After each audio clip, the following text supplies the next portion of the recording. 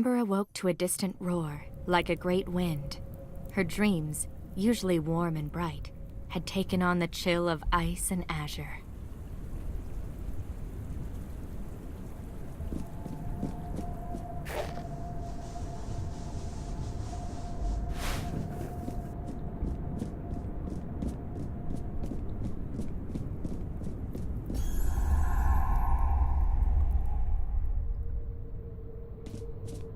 He dreamed of a great wind, a roaring in the air like some great beast, and the faint smell of sulfur jolting him awake.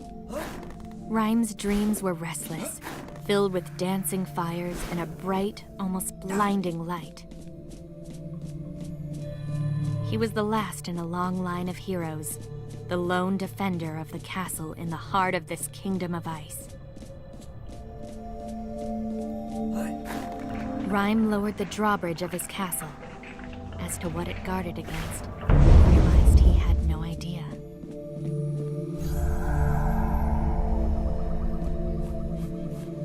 As she emerged from the great oak that was her home, she noticed the once great trees of the forest were shattered, broken. It was as if a great storm had blown through, splintering all in its path, the roar that had awoken her. She ventured on, her curiosity growing as she climbed through the tree hollows.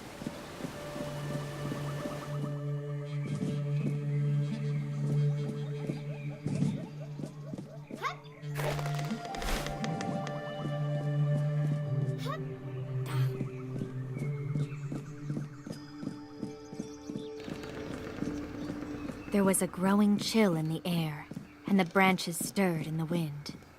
The storm may have passed, but she knew another was on the way.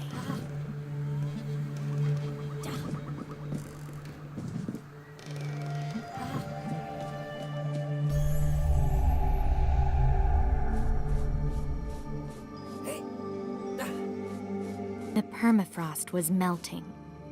Rime felt a gust of warm wind and wondered if it had brought the wisp beside him.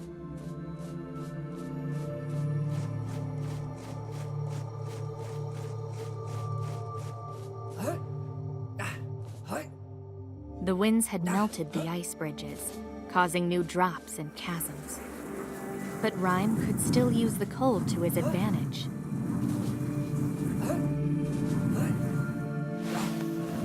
He ventured on to the edge of his kingdom. There, he hoped to find answers. The great fire that gave life to her land was dying.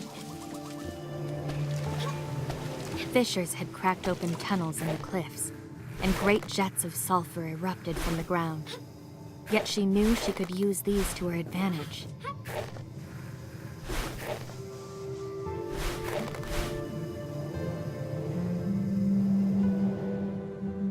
She hoped to discover from where the strange winds blew. Rime hoped he still had time.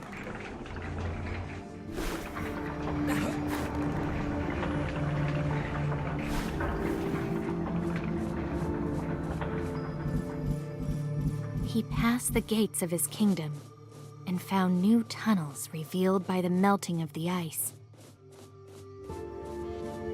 The glistening water of the cave ran down the walls like tears, as if weeping at the melting of his world.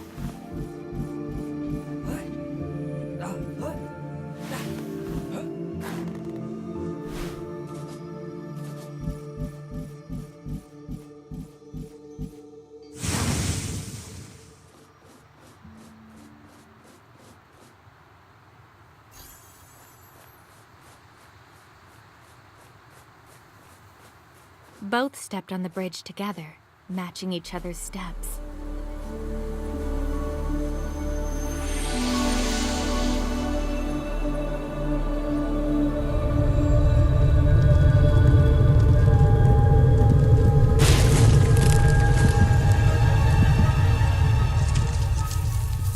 Ember met Rime.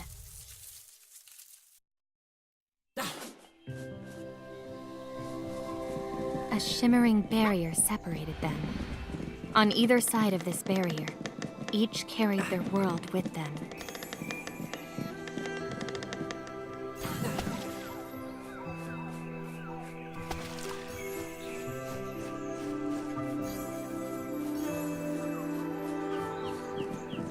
Neither knew what world they had come to, yet clearly, someone had been here long ago.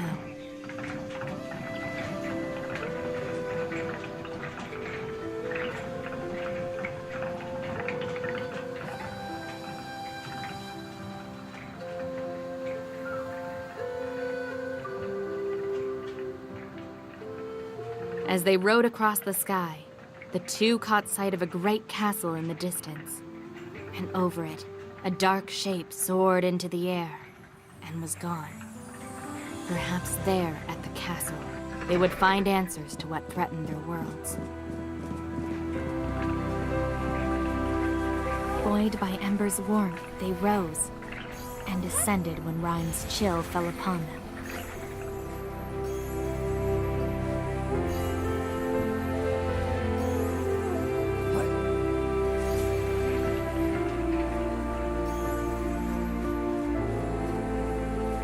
Who had made these tunnels, there was no sign.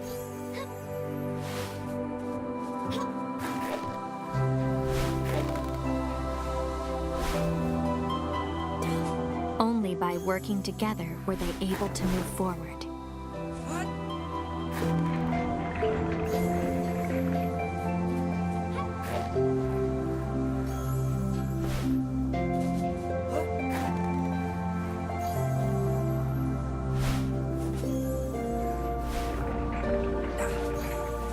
The wreckage of great mechanisms, wheels, and pulleys lay along the path.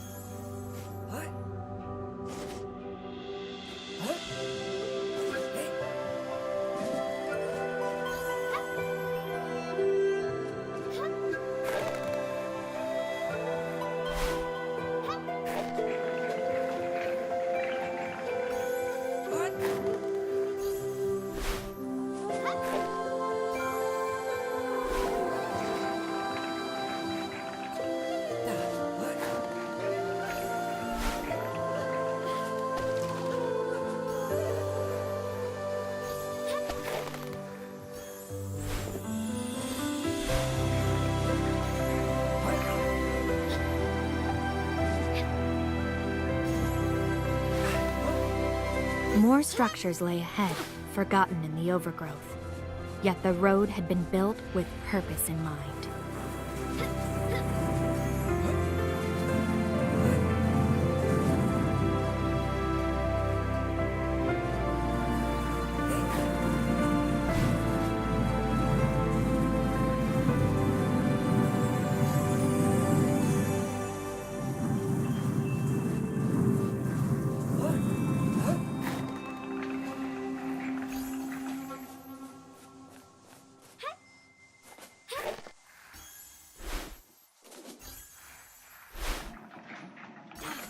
They came upon a mine and saw what the mechanisms were for. The walls glittered, flecks in the rock shining like stars. It reminded them of the barrier between them, and wondered if there was a connection. Great power lay in the veins of rock, and someone had sought to claim it, and here they had failed.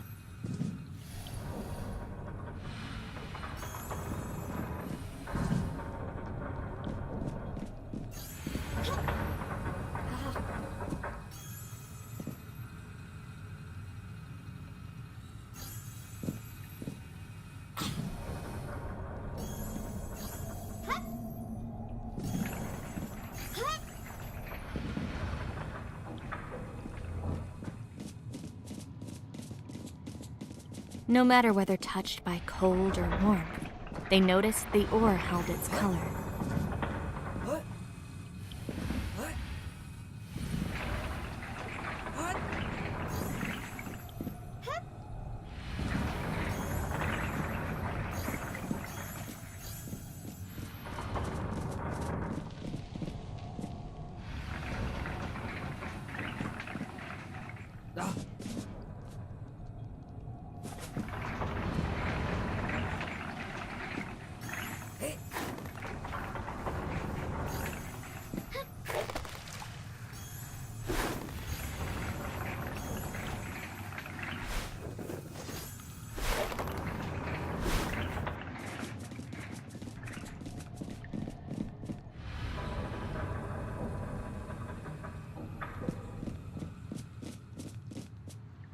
Finally, they emerged from the mine, and across the bridge ahead of them lay the great castle they had seen from the gondola.